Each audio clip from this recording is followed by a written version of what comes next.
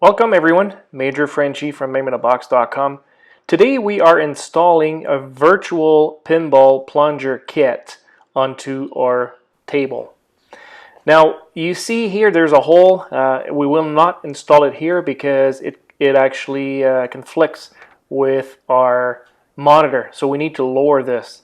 So what we're going to do is we are putting a piece of paper and we're going to copy the pattern of the hole, and we're going to make that hole a little lower than where it is right now. So we're just using a pencil and a piece of paper, and then as you can see, when you're close to the edge, it is actually darker, and then that's going to give us the location of our hole.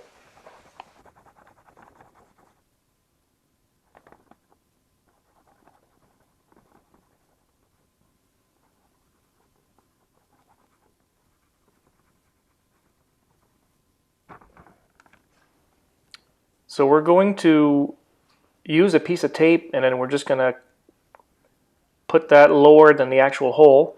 And we're going to put in the top hole, we're going to put a launch button. So we're going to keep that hole. We're not going to fill it. So we're just aligning this the way we want. And we're going to cut the new pattern with an exacto knife.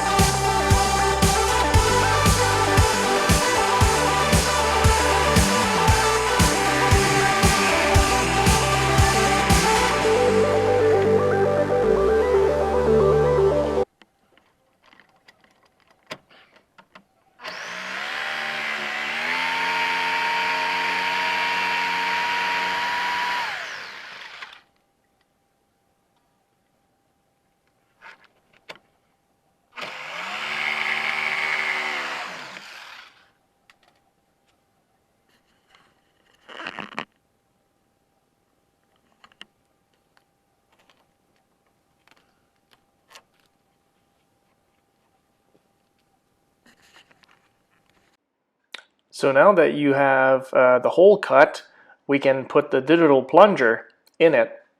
And it comes with a metal plate, so that's going to go right on top, and we're going to be able to screw it.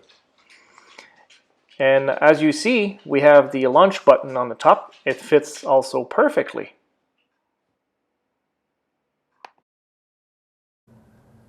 So you can see that the metal plate will basically just screw. We're going to screw that, and it's going to go inside the plunger.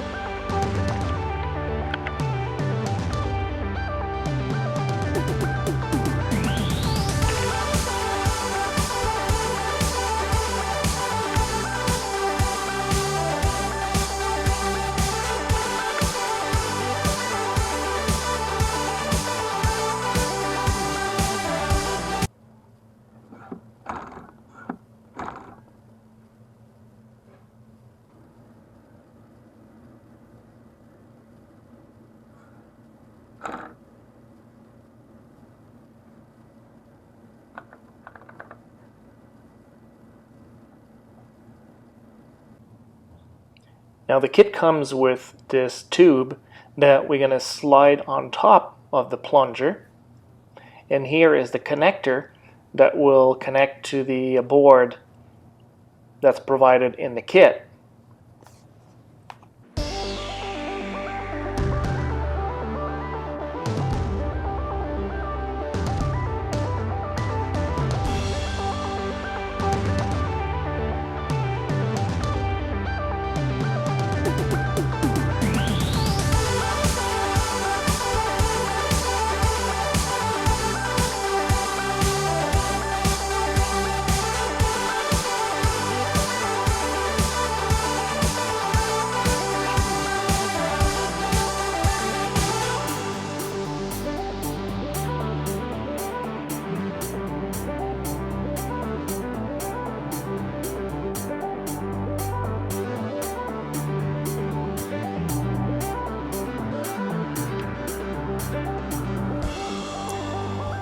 So we now have the plunger in place, and it actually operates exactly like a real plunger.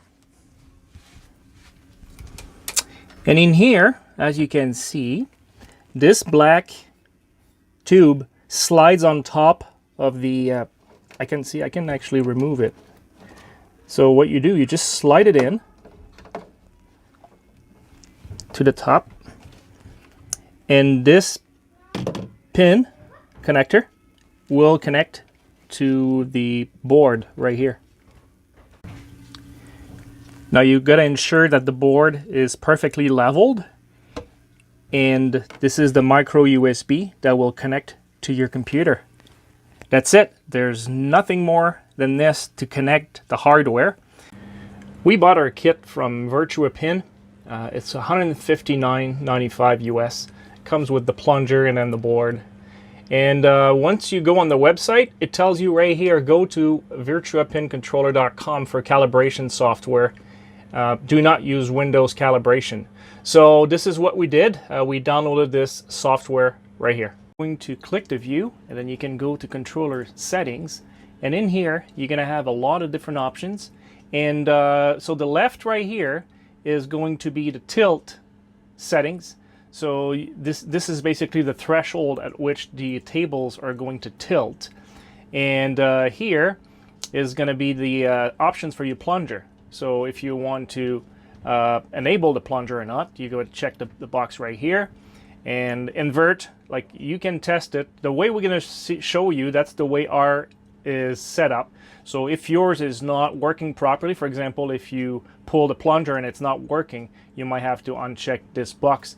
A lot of different options can make this not work. For example, the way you've got your playfield set up, or there are different variables that may affect this. So what we're going to show you is what works for ours, and most likely it's going to work for yours as well.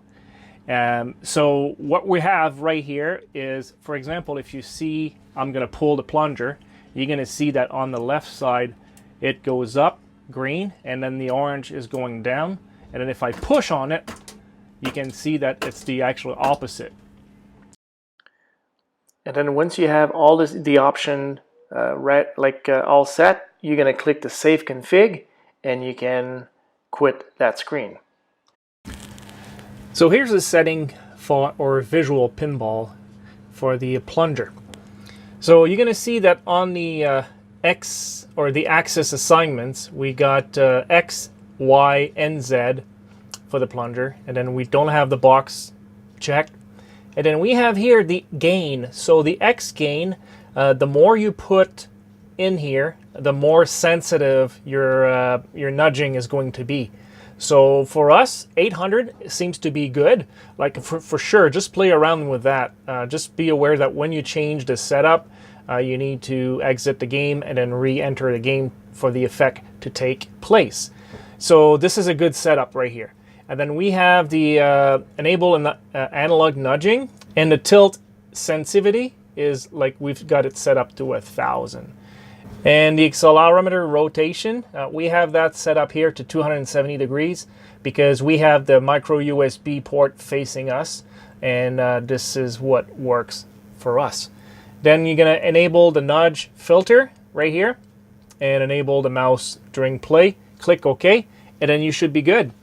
And just remember, you're going to have to change those settings in VPX as well. This is for VP9. So now in the table, you can see that if I pull the plunger right here, it will pull the plunger in the game. And it's pretty accurate if you look.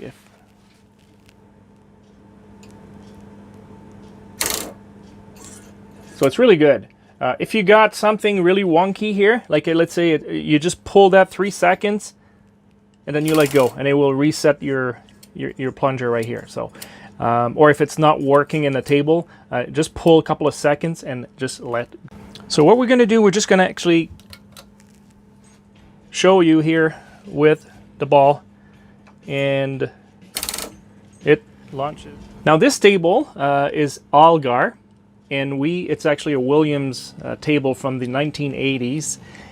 And then you're going to see that not only this one here works with our plunger, but it is very responsive, like more than actually a lot of tables I've seen. And I kind of like the way the ball responds to it too. So see, if I just let go, depending on how strong I pull, the table will, the ball will actually react differently. So I'm going to do a full pull right here, and there you go. So what we want to test is the moving the ball, because there's an accelerometer built in with the device. So you'll see if I hit the ball like this, it moves. It moves right.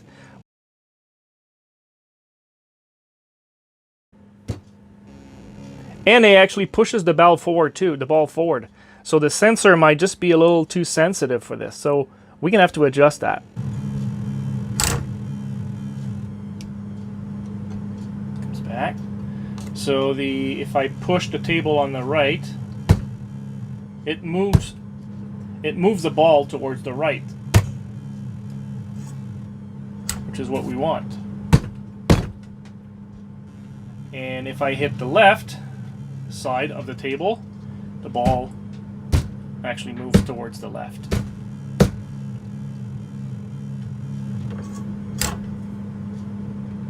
can see that.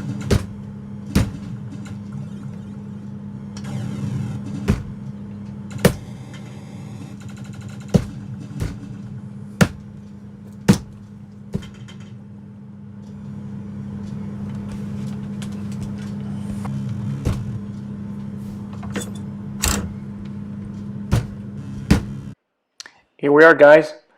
Is it worth it? Absolutely. Is it perfect? No, it's not. But it's a really good add-on. So in a future video, we're going to present you a different way to make this kit for a lot cheaper. We gonna do all our videos to get you guys set up, and then once we're done the series, we're gonna be able to do those extra add-on video with different ways of doing things. Thank you for watching, guys. We really appreciate that. You can visit our website, and then we have our guide in there for you to refer to. And subscribe to our channel, click that notification button, and we will see you around. Thanks for watching.